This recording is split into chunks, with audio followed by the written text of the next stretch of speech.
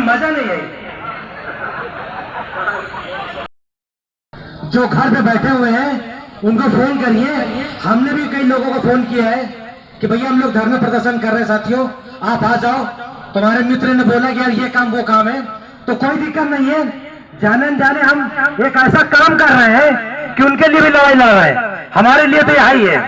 तो इस सब आप मनोबल लगी रहे, बार बार ये चीज भी ना कहें कि कम ज्यादा है। और यहाँ आने वाले सभी लोगों का सम्मान, जो अपने गाड़ियों से चल करके आए उनका सम्मान, जो पैदल आए उनका सम्मान, जो साइकिल से चल करके आए। उससे कार्य कर रही हैं और क्या समस्याएं आ रही हैं आपको? सर 12 साल हो गए हम लोग। बहुत बहुत धन्यवाद पांडे जी। आज यहाँ पर आप लोग धरने पे बैठी हैं, क्या कुछ खास कारण है? सर हमारी मांगे पूरी नहीं हो रही, इसीलिए हम लोग बैठे हैं यहाँ पर। जब तक आपकी मांगे पूरी नहीं की जाएंगी आप इसी तरह बैठी रहेंगे? हम जाएंगे ही नहीं, जाएंगे ही नहीं, चाहे जान गवा देंगे पर हम जाएंगे नहीं। क्या नाम है आपका? लालती। कहाँ से आई हैं? स्मारक सभी से।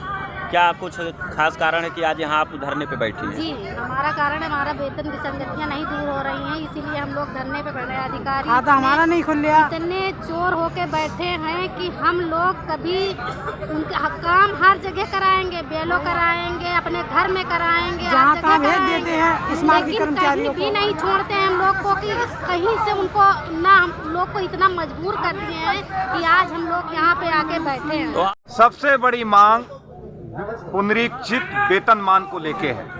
हमारे 1400 ग्रेड पे के जो कर्मचारी थे उनका वेतन वृद्धि रोक दी गई है। अगले साल 1300 वालों की वेतन वृद्धि भी रुक जाएगी। 1300-1400 वेतन ग्रेड अब कहीं भारत में नहीं है, जो कि केवल और केवल उत्तर प्रदेश में स्मारक समिति का 1300-1400 ग्रेड वेतन पे से हमें तनख्वाह दी जा रही है। दूसरी बहुत बड़ी बात है कि हम लोगों के सीपीएफ का पैसा 10% हमारा कटता है और 12% हमें गवर्नमेंट देती है नियोक्ता का अनुदान के तौर पे। लगभग 12 लाख रुपया हम लोगों का 13 साल में जमा हो चुका है एक एक कैंडिडेट का। 12 लाख में हमारे को ये भी नहीं पता कि हमारे 12 रुपया कहाँ है। सर आप लोग है कि जो है हम लोगों का भविष्य निधि खाते का पैसा जो है हमारे खाते में कब जमा कराया जाएगा, उसका नियोक्ता अनुदान कब दिया जाएगा, उस पर जो सरकार द्वारा ब्याज दर है वो कब दी जाएंगी। दूसरी अहम बात ये है कि हमारे बीच 167 कर्मचारियों की आकस्मिक निधन हो गया है, उनका परिवार रोड पे आ गया, उनके बच्चों की शिक्षा, पढ़ाई लिखाई, खान पान सारी चीज़ें अव्यवस्था में उपलब्ध हो गई हैं। और तीसरी चीज़ ये है कि हम लोगों का जो पुनरीक्षित वेतनमान है, पुनरीक्षित वेतनमान हम लोगों की नियुक्ति के समय से ही व्याप्त है। अभी तक किसी अधिकारी ने कुछ भी नहीं किया है।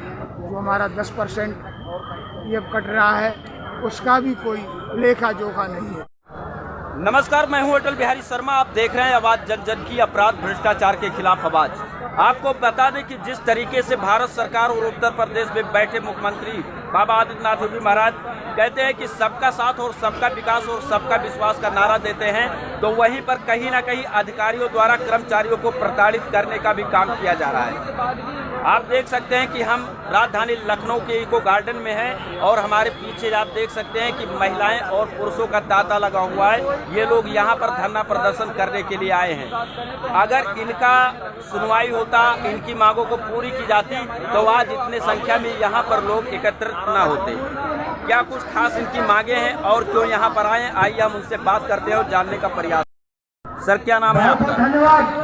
मेरा नाम इंद्रपाल गंगवार है। आज आप लोग यहाँ इको गार्डन में धरना प्रदर्शन दे रहे हैं, क्या कुछ खास मांगे हैं और क्या समस्याएं हो रही हैं कि आज आपको यहाँ धरना देना पड़ा?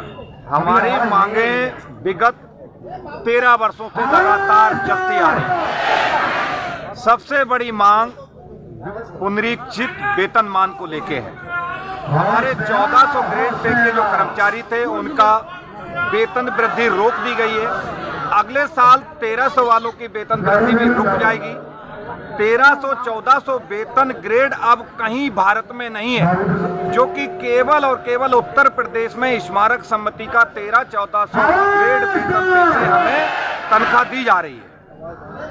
दूसरी बहुत बड़ी बात है कि हम लोगों के सीपीएफ का पैसा 10% हमारा कटता है और 12% हमें गवर्नमेंट देती है नियोक्ता का अनुदान के तौर पे।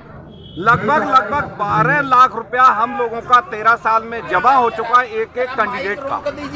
12 लाख में हमारे को ये भी नहीं पता कि हमारे 12 रुपया कहाँ है। सर आप लोग लगातार कितने वर्षों से अपनी मांगों को लेकर के इस तरीके से? ये हमारी 2013 से चल रही है। 2013 तक हमें महंगाई भत्ता भी नहीं मिला करता था। 13 से हमको महंगाई भत्ता मिलना स्टार्ट हुआ। 13 में भी हमने धरना दिया, 16 में भी दिया और अब 3 महीना पहले भी हमने दिया था। शासन प्रशासन की तरफ से हमें आश्वासन मिला था कि आपका 2 महीने में 15 दिन में 20 दिन में ये सब कुछ जो भी लाभ आपका देना है वो मिल जाएगा। लेकिन आज 3 महीना हो चुके हैं, 3 महीना में कुछ भी नहीं मिला। जो हमारा 10 करोड़ का गबन, हमारे सीपीएफ के पैसे से 10 करोड़ का गबन हो चुका था, उस गबन के पैसे को हमें नहीं पता ये हमें मिला है नहीं मिला, क्योंकि खाता हमारा आज तक नहीं खुला है। उसका जो ब्याज आता है लगभग 250 से 300 करोड़ रुपया हमारा हर महीने एफडी होती है, जिसका 2.5 से 3 लाख रुपया 4 लाख रुपया हर महीने इंटरेस्ट आता है। वो सब अधिकारी मिलकर बंदर बांट, और विशेषकर वित्त, ये सारा काम जो हमारा हुआ है वित्त की वजह से हुआ है। ये सब लोग मिलकर बंदर बांट उस पैसे का कर ले। किस विभाग से आप लोगों का ताल्लुकात है? हमारा लखनऊ विकास प्राधिकरण से हमारा ताल्लुकात है, यानी कि एलडीए। क्या कहना चाहेंगे आप? हम यही कहना चाहेंगे कि हमारा 13 सालों से अभी तक किसी अधिकारी ने कुछ भी नहीं किया है। जो हमारा 10% ये कट रहा है उसका भी कोई लेखा जोखा नहीं है। हमारे चैनल के माध्यम से क्या कहना चाहेंगे? हम आपके चैनल से यही कहना चाहेंगे कि हमारी बात शासन तक आप पहुंचाइएगा। क्या नाम है सर आपका? मेरा नाम कौशल किशोर आदित्य है। मैं नियुक्ति वर्ष 2011 से निरंतर प्रयास कर रहा हूं कि हमारे भविष्य निधि खाते में जो पैसे 10% की कटौती की जा रही है, मुझे उसका हिसाब चाहिए, मेरा खाता उपलब्ध कराया जाए। लेकिन 13 वर्ष लगभग बीत चुके हैं, हम लोगों का जो है खाता नहीं खोला जा रहा है। ऊपर से जो है हमारे 10% की कटौती से जो 10 करोड़ 75 लाख रुपए का गबन किया गया है, तो ऐसे मुझे लग रहा है कि इन अधिकारियों के ऊपर एक ऐसा देशद्रोही का मुकदमा। सर आप कैसे कह सकते हैं कि गबन किया गया है? एलडीए के जो बीसी हैं वो तो बड़े ईमानदार अपने आप को बताते हैं, कहते हैं कि हमारे यहाँ जो है कर्मचारियों से लेकर के और किसी को किसी प्रकार की दिक्कत नहीं होती है, हमारे इतना ईमानदार कोई अधिकारी आज तक लखनऊ में आया नहीं। देखिए, हम ये नहीं कहते हैं कि कौन बेईमान है कौन ईमानदार है, जबकि एलडीए सचिव महोदय पवन सिंह गंगवार जी ने जो है इस पर एफआईआर दर्ज करवाई थी, तब हम लोगों को पता चला था कि जो हमारे भविष्य निधि खाते से 10 करोड़ 75 लाख रुपए का गबन हुआ है, जिसमें किसी 1-2-4 दोषियों को जो है जेल भी गए थे। लेकिन अभी वो पैसा जो बैंक ने 10 करोड़ रुपए का जो चेक दिया है गारंटी के तौर पर कि यदि हमारी बैंक दोषी पाई जाती है तो मैं इस बैंक को भरपाई करने के लिए तैयार हूं। लेकिन सवाल ये खड़ा होता है कि जो है हम लोगों का भविष्य निधि खाते का पैसा जो हमारे खाते में कब जमा कराया जाएगा, उसका नियोक्ता अंशदान कब दिया जाएगा, उस पर जो सरकार द्वारा ब्याज दर है वो कब दी जाएंगी। दूसरी अहम बात यह है कि हमारे बीच 167 कर्मचारियों की आकस्मिक निधन हो गया है, उनका परिवार रोड पे आ गया, उनके बच्चों की शिक्षा, पढ़ाई लिखाई, खान पान सारी चीज़ें अव्यवस्था में उपलब्ध हो गई हैं। और तीसरी चीज़ ये है कि हम लोगों का जो पुनरीक्षित वेतनमान है, पुनरीक्षित वेतनमान हम लोगों की नियुक्ति के समय से ही व्याप्त है। यदि आपकी मांगों को पूरा नहीं किया जाता है तो आप लोगों का अगला कदम क्या होगा? देखिए, अगला कदम अभी हम अपने टीम के द्वारा निर्णय लेंगे और अगला निर्णय ये होगा कि हम लोग जो है कार्य बहिष्कार करवाएंगे या कार्य स्थगित करवा देंगे, तब हम लोगों की समस्याओं का निराकरण किया जाएगा। अगर हमारी जैसे कि निजी सचिव आवास शहरी नियोजन महोदय से कल वार्ता हुई, माननीय मुख्यमंत्री महोदय के लिए हम ज्ञापन सौंपने के लिए यहाँ से निकल रहे थे, पूरे जनबल के साथ जा रहे थे, लेकिन पुलिस प्रशासन महोदय के द्वारा जो है गेट पर रोक दिया गया और तत्काल प्रभाव से जो है प्रमुख सचिव आवास शहरी नियोजन महोदय स्मारक अध्यक्ष समिति से जो हमारी वार्ता कराने की बात करी।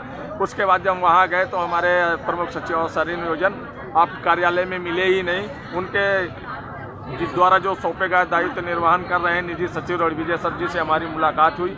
उन्होंने यही कहा कि हम 2 दिन में जो है आप लोगों का मृत आश्रित का आदेश लागू कर देंगे और 3 से 4 दिन के अंदर जो है हम आपका एनपीएस खाता और पुनरीक्षित वेतनमान का आदेश निर्गत कर देंगे। लेकिन हम पूर्व की बात, जैसे 10 अगस्त में हम लोगों को एक लॉलीपॉप मिला था कि हम 1 सप्ताह में आप लोगों की समस्याओं का निस्तारण कर देंगे, लेकिन 3 माह हम लोग व्यतीत कर चुके हैं और 3 माह में हमारे 7 कर्मचारियों की आकस्मिक निधन हो गया। हम इस बार इस निर्णय पर बैठे हैं कि जब तक हमारे शासनादेश निर्गत नहीं होते हैं तब तक हमारा अनशन इसी तरह जारी तो रहेगा। आप देख सकते हैं कि जब तक इनकी मांगों को पूरा नहीं किया जाता ये अनशन पर बैठे रहेंगे। और इधर महिलाएं भी हैं, आप देख सकते हैं कि भारी संख्या में यहाँ पर महिलाएं हैं और कुछ महिलाएं बच्चों को भी लेके आई हैं। हम महिलाओं से भी जानने का प्रयास करेंगे कि ये क्या कुछ कहना चाहती हैं। क्या नाम है आपका? कर्मचारी एकता जिंदाबाद, कर्मचारी एकता जिंदाबाद, कर्मचारी एकता जिंदाबाद, कर्मचारी एकता जिंदाबाद। एक बार फिर से और हमारे इतनी बहनें भी, बहन भाई भी हमारे खत्म हो गए। अपने स्वागत पार्टी के भी नहीं दिया, कर्मचारियों की तरफ से मीडिया बंधुओं को नहीं करेंगे तो हम बहुत बहुत धन्यवाद। क्या नाम है आपका?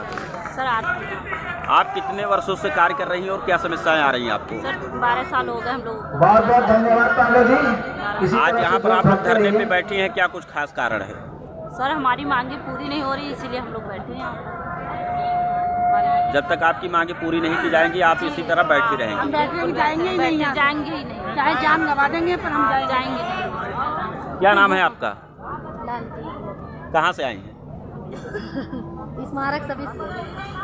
क्या कुछ खास कारण है कि आज यहाँ आप धरने पे बैठी हैं? जी हमारा कारण है, हमारा वेतन विसंगतियाँ नहीं दूर हो रही हैं, इसीलिए हम लोग धरने पे बैठे हैं। अधिकारी खाता हमारा नहीं खुल लिया। इतने चोर होके बैठे हैं कि हम लोग कभी उनका काम हर जगह कराएंगे, बेलो कराएंगे, अपने घर में कराएंगे, हर जहाँ जगह तहाँ भेज कराएंगे। देते हैं स्मारक लेकिन कर्मचारियों कहीं भी को। नहीं छोड़ते हैं हम लोग को कि कहीं से उनको ना, हम लोग को इतना मजबूर कर दिए हैं कि आज हम लोग यहाँ पे आके बैठे हैं। तो आप देख सकते हैं कि इन लोगों का कहना है कि हम लोगों को इतना मजबूर कर दिया गया है कि यहाँ पर हमें आकर के बैठना पड़ा है।